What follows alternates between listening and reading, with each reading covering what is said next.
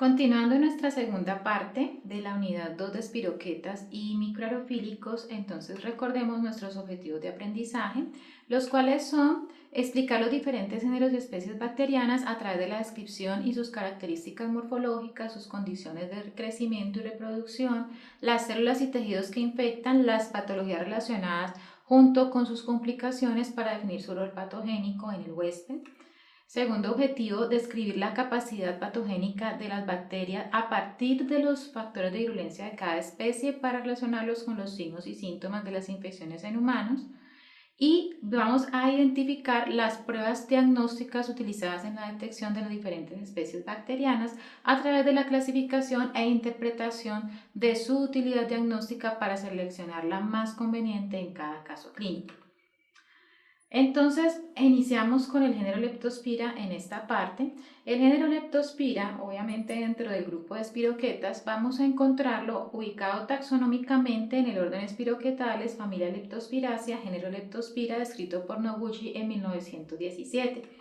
Este género cuenta con una variedad de especies, entre ellas vamos a encontrar oportunistas o comensales y también vamos a encontrar las patógenas potenciales. Para el estudio de este género en nuestro medio nos debemos de concentrar en la especie Leptospira interrogans, la cual va a tener algunos serogrupos presentes y los más importantes en esta especie son Australis, Autumnalis, Canícula, Icteromorrhae, Pomona, Pirógenes y Sergioe, siendo el más prevalente en nuestro medio el serogrupo Icteromorrhae.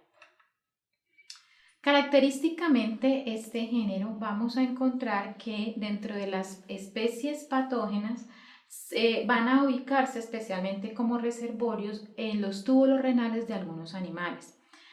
Existen también dentro del género Leptospira especies saprófitas que las vamos a encontrar normalmente en aguas superficiales, en suelos húmedos, en agua del grifo incluso, y podemos encontrar desarrolladas leptospiras saprófitas a nivel de concentraciones de sal. Entonces encontramos halofílicas en estas condiciones.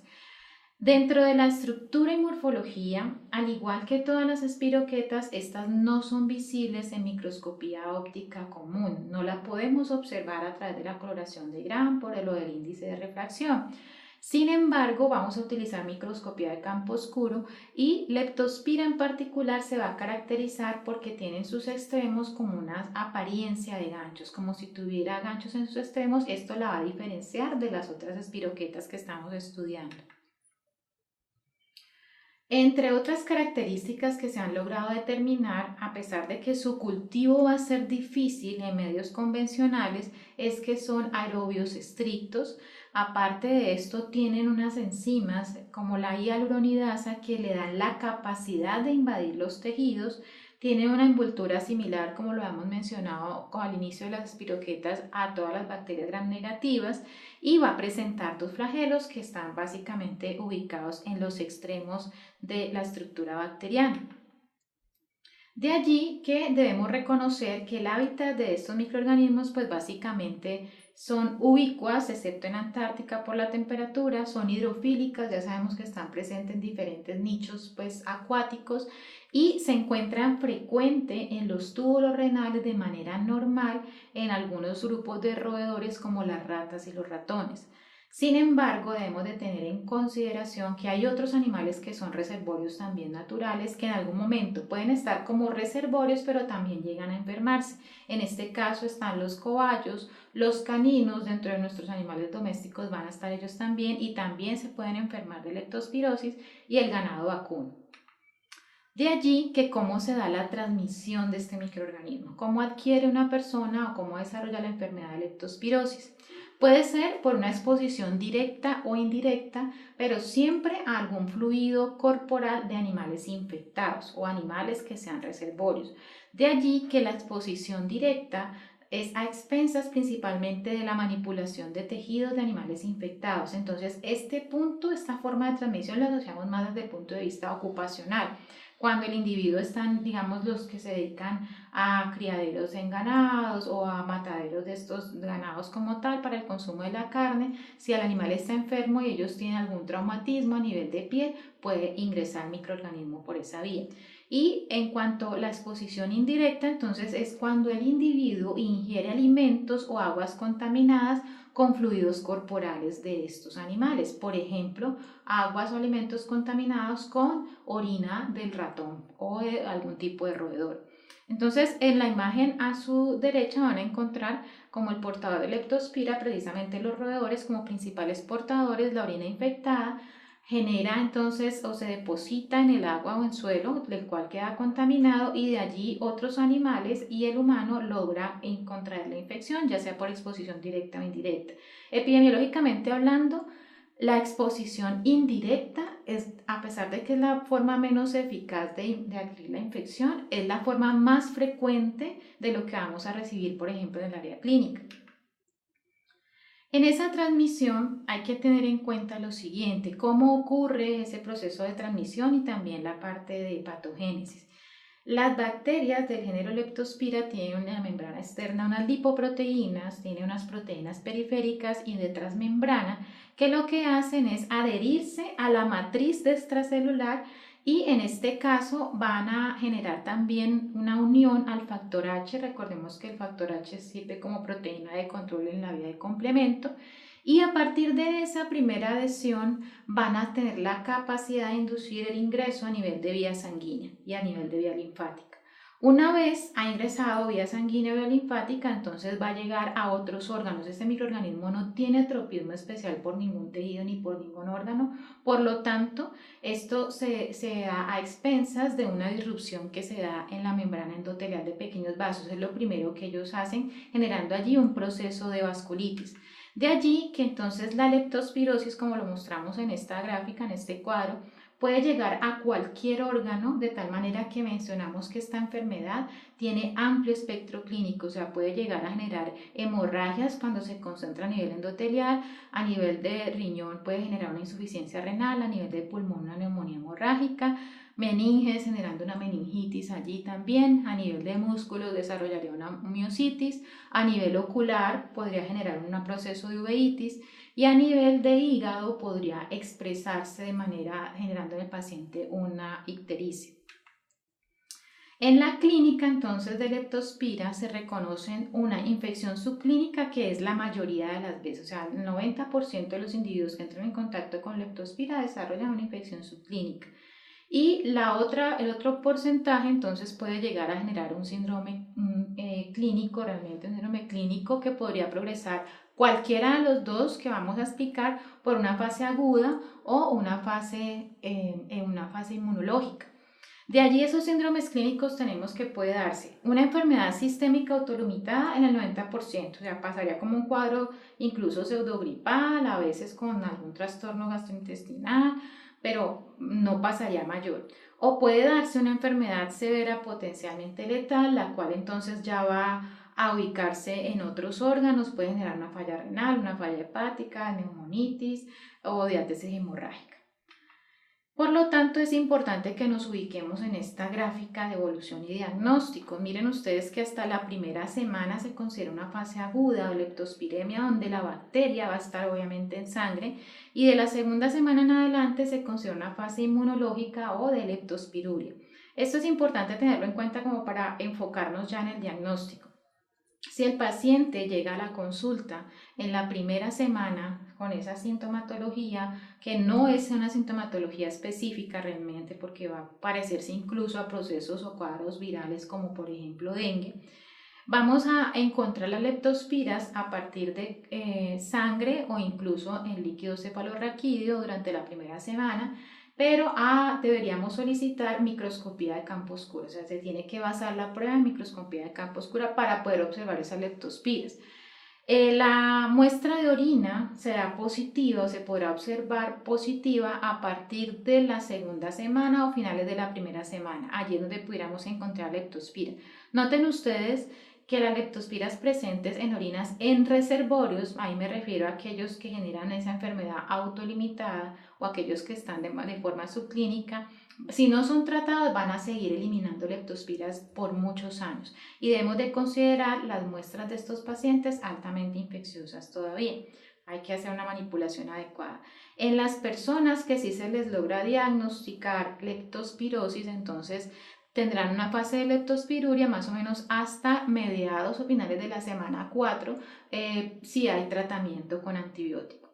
En cuanto a las pruebas de inmunodiagnóstico para aplicar en este caso tendremos que se pueden detectar anticuerpos IgM específicos de leptospira con pruebas manuales incluso, más o menos al cuarto, quinto día de generación de síntomas en el paciente. Entonces a finales de la primera semana podríamos encontrar positivos estos anticuerpos y van disminuyendo casi al final de la cuarta semana.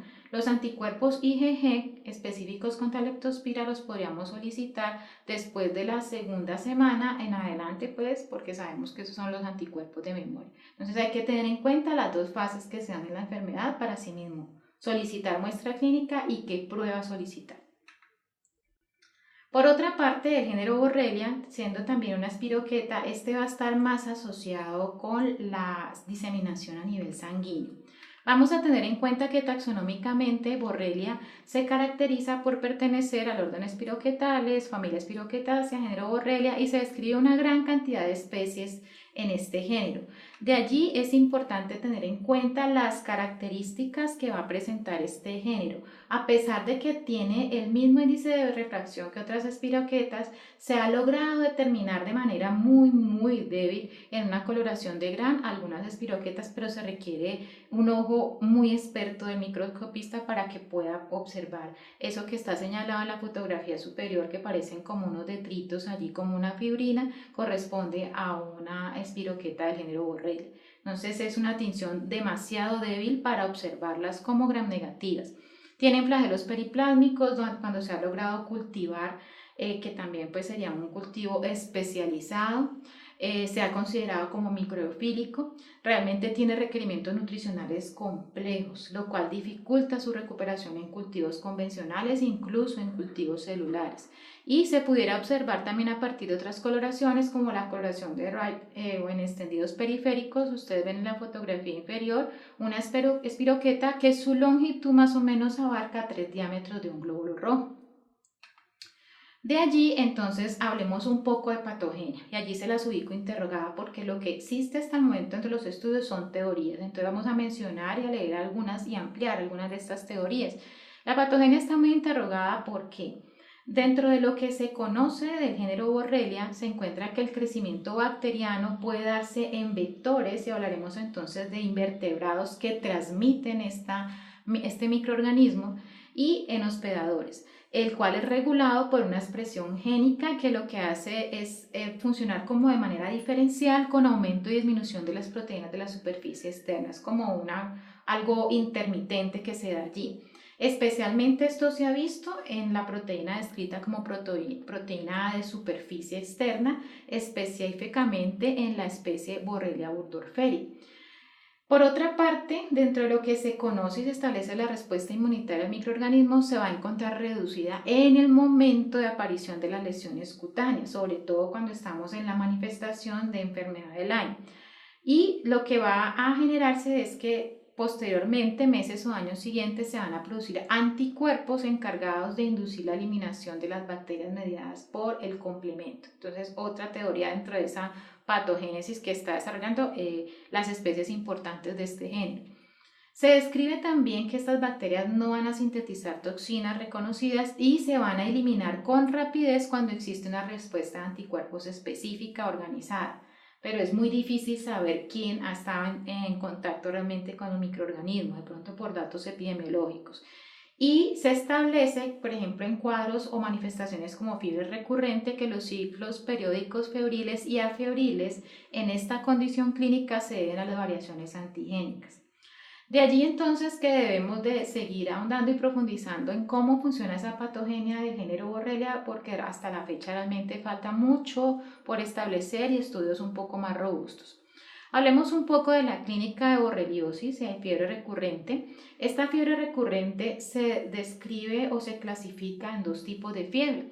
La transmitida por garrapatas o denominada fiebre endémica recurrente, la cual la transmite. Necesitamos que para que el humano adquiera esta infección lo pique una garrapata del género Ornithodorus. Es muy específico de ciertas regiones: África, España, Asia, Estados Unidos, Canadá. Y las especies asociadas a esta fiebre recurrente endémica son Borrelia hepsi, Borrelia parkeri y Borrelia dutoni. Por otra parte, la fiebre epidémica recurrente es la que va a ser transmitida por piojos, por los piojos humanos, especialmente los que se conocen como el género Pediculus, ¿sí? Entonces estos piojos, que sí los vamos a tener aquí en Sudamérica, también igual en Asia, en países de Centroamérica también, van a generar la transmisión de este microorganismo. Las especies o la especie asociada a fiebre epidémica recurrente es Borrelia recurrentis. Esta es más fácil de que la reconozcan o se la aprendan precisamente porque lleva el mismo nombre. Por otra parte, en esa fiebre recurrente vamos a encontrar que el paciente desde la primera semana tiene un inicio brusco con fiebre, escalofríos, dolores musculares y cefalea. ¿Puede llegar a existir espleno y hepatomegalia? Sí, puede llegar a pasar. Los síntomas después desaparecen más o menos al tercer o séptimo día de evolución de esa fiebre y luego reaparecen abruptamente en un periodo febril más o menos una semana. Entonces tenemos al paciente con una condición febril una semana, la siguiente semana no, y así se la pasa hasta que se le hace el diagnóstico.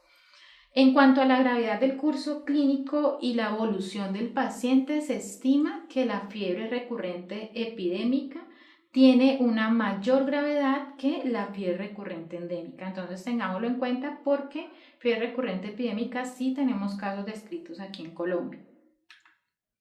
Otra manifestación, otro cuadro clínico es la enfermedad de Lyme, la cual es ocasionada específicamente por la especie o el complejo de Borrelia burgdorferi.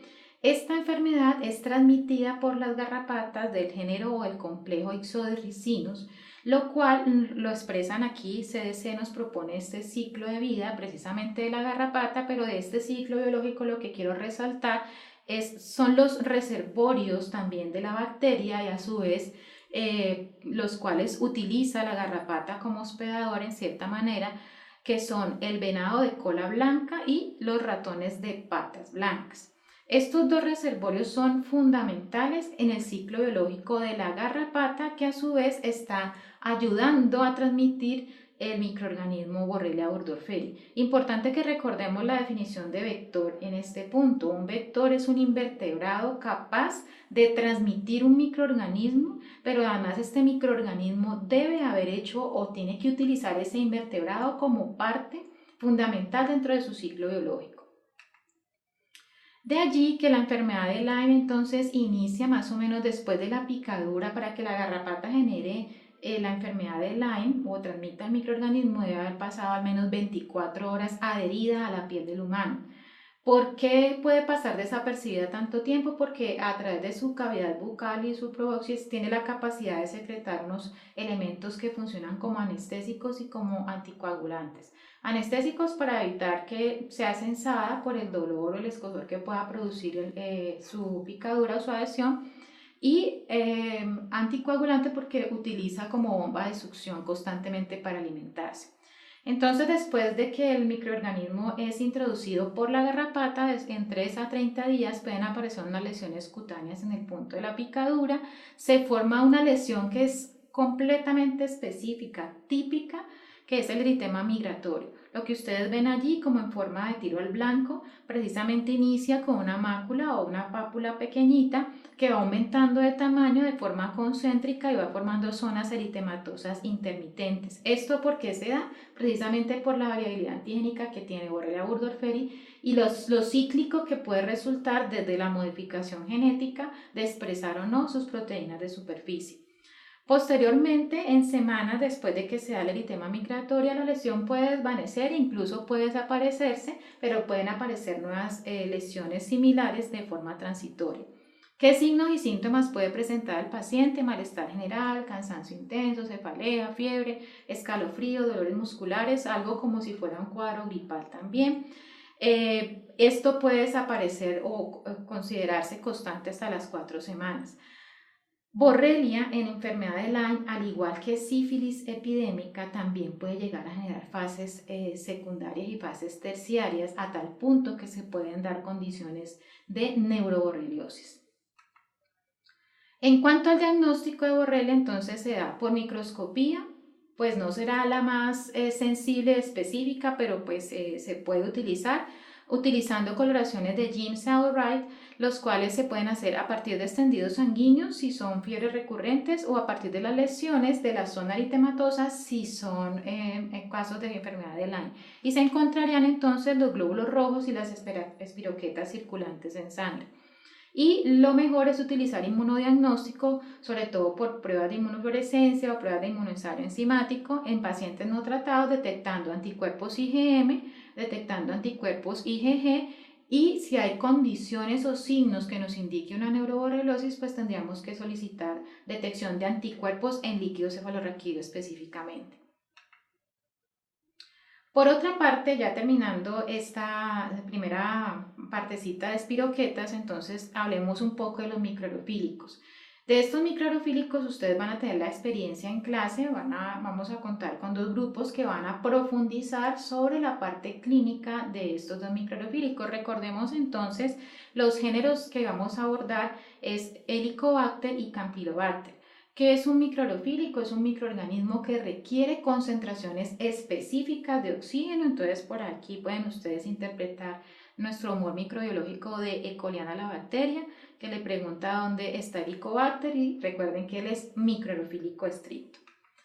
De allí que podemos mencionar del Helicobacter, entonces taxonómicamente ubicado en el orden Campylobacterales, familia Helicobacteraceae, género Helicobacter, y la especie principal afectando humanos es Helicobacter pylori.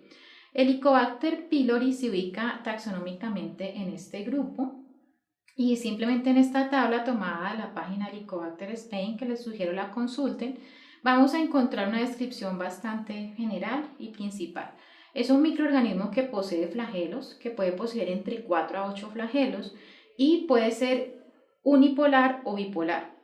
El huésped habitual del Helicobacter pylori es el humano. Hay otras especies descritas donde vamos a encontrar los diferentes animales, pero en el humano el que está descrito es el Helicobacter pylori. Y hasta la fecha no se ha logrado establecer que el Helicobacter pylori sea el causante de la enfermedad, no como causa. Siempre hasta el momento lo debemos describir como un agente asociado a ciertas condiciones clínicas. Por lo tanto, lo mencionaremos y lo estudiaremos como un agente asociado a gastritis crónica activa, a úlcera péptica y a cáncer gástrico. Eso lo ampliaremos ya en nuestras sesiones presenciales. De allí que pasamos entonces al género Campylobacter. Campylobacter, también dentro del orden Campylobacterales, se encuentra ubicado en el género Campylobacter 2 especies relevantes. ¿Cuáles son estas 2 especies? Campylobacter fetus y Campylobacter jejuni. Esta forma o estructura que ustedes ven en la fotografía derecha son 2 células bacterianas unidas por su único flagelo polar. De allí que esa consideración o esa agrupación que está generando Campylobacter le da un aspecto que en adelante lo llamaremos bacilos gramnegativos curvos en forma de gaviota, ¿sí? Como las gaviotas que dibujábamos cuando éramos niños. De allí las especies más relevantes entonces de Campylobacter son 2, Campylobacter jejuni, su especie jejuni, y Campylobacter fetus, su especie fetus, donde encontramos como reservorios naturales Campylobacter jejuni en aves de corral, en cerdos, en toros, en perros, en gatos, pájaros, algunos bisones y conejos. Y en el caso de Campylobacter fetus, este está más presente en ganado vacuno y ovejas. Vamos a tener en cuenta que entre las 2 especies la más frecuente es Campylobacter jejuni y en este caso puede causar enfermedad de tipo gastroenteritis, puede generar una bacteremia, una meningitis o un aborto espontáneo si pues, realmente estamos ante una mujer gestante, puede haber proctitis y está altamente asociado y tiene una explicación científica con el síndrome de Guillain-Barré, precisamente por la producción y el mecanismo de mímica molecular, y es el más frecuente dentro de las especies. En cuanto a Campylobacter fetus, también puede producir cuadros como bacteriemias, gastroenteritis, aborto espontáneo y meningitis. No es tan frecuente como el anterior. Como les indiqué, esto lo ampliaremos en nuestra sesión presencial y ya para concluir, en resumen, deben de quedar claros varios conceptos. Las espiroquetas más relevantes en la medicina humana son Treponema pallidum, subespecie pallidum, Leptospira interrogans y Borrelia, tanto las especies que causan la fiebre recurrente como las que causan la enfermedad de Lyme. De todos estos, recuerden que estructuralmente son gram negativos, pero no los podemos visualizar en coloración de grano, o sea que la coloración de grano no va a ser una prueba que solicitaremos en el diagnóstico. El diagnóstico lo debemos hacer por microscopía de campo oscuro e inmunodiagnóstico. No vamos a utilizar cultivos en este caso porque no hay disponibilidad de estos cultivos que se logran hacer como de manera tan especializada. Y en cuanto a las bacterias microaerofílicas importantes en la medicina humana son Campylobacter, cuyo género, las dos principales especies que revisaremos y profundizaremos como Fetus y Yeyuni, van a generar o causar enfermedad de gastroenteritis y bacteremia, y el Helicobacter pylori lo definimos como asociación con cáncer gástrico, ojo, asociación, o gastritis crónica y úlceras gástricas. Ambos se caracterizan por ser bacilos gram negativos curvos y flagelados, y ambos tienen características de producir enzimas como la ureasa y la oxidasa. Muchas gracias por su atención.